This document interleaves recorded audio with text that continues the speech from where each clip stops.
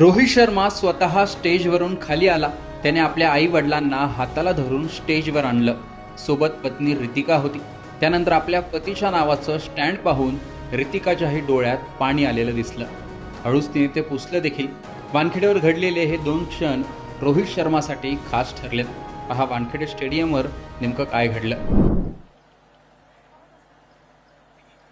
Yes, at a count of 3, so our team is also ready. 1, 2, 3.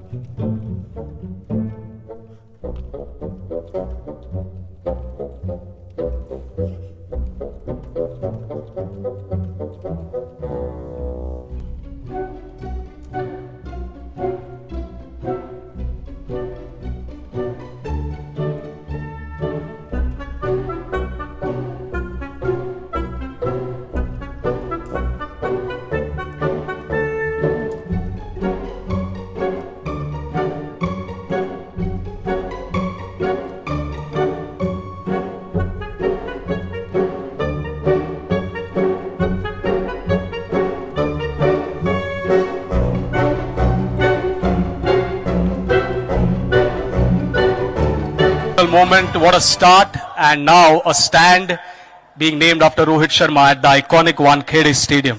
आणि जसं रोहित शर्मानी त्यांच्या speech मध्ये सांगितलं की मुंबई इंडियन्ससाठी खेळताना, भारतासाठी खेळताना इकडे खेळणं आणि तो स्टँड असणं हे सरियल असेल असं ते म्हणाले.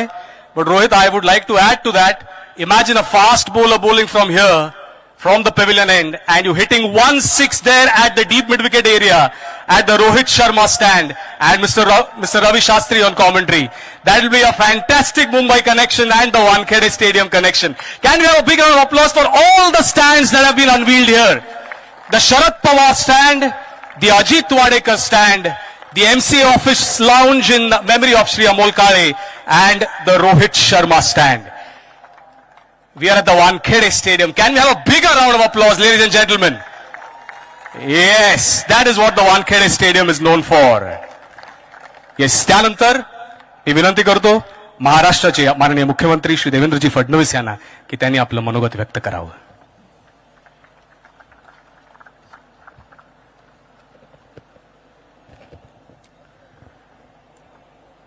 आजच्या या अतिशय सुंदर सोहळ्यामध्ये तर रोहित शर्मा हा शरद पवार आणि मुख्यमंत्री देवेंद्र फडणवीस यांच्यासोबत स्टेजवर बसला होता. त्याच्या नावाचं स्टँड वानखेडे स्टेडियमवर उभारण्यात आलंय. त्याचं उद्घाटन करण्यासाठी सर्वजण उठले. देवेंद्र फडणवीस म्हणाले, रोहितच्या कुटुंबालाही स्टेजवर बोलवा. त्यानंतर रोहित शर्मा स्वतः खाली उतरला. आई वडिलांना हाताला धरून तो स्टेजवर घेऊन आला. रोहितच्या आई वडिलांच्या हाताला धरूनच फडणवीसांनी त्याच्या आई वडिलांसह या स्टँडचं उद्घाटन केलं. यावेळी स्टँडकडे पाहून रोहितची पत्नी रितिका भावूक झालेली दिसली. तिच्या डोळ्यात पाणी सुद्धा आलं. हळूच ते पाणीही तिने पुसलं. रोहितचं कौतुक होत असतानाचा शर्मा कुटुंबियांचा हा क्षण भावूक करणारा होता. रोहित शर्मा हा एकमेव खेळाडू आहे जो आंतरराष्ट्रीय क्रिकेट खेळत असताना त्याच्या नावाने स्टेडियमवर स्टँड उभारण्यात आलंय. 2024 मध्ये T20 वर्ल्ड कप जिंकल्यानंतर रोहित शर्माने T20 फॉर्मॅटमधून आंतरराष्ट्रीय स्तरावर निवृत्ती घेतली होती.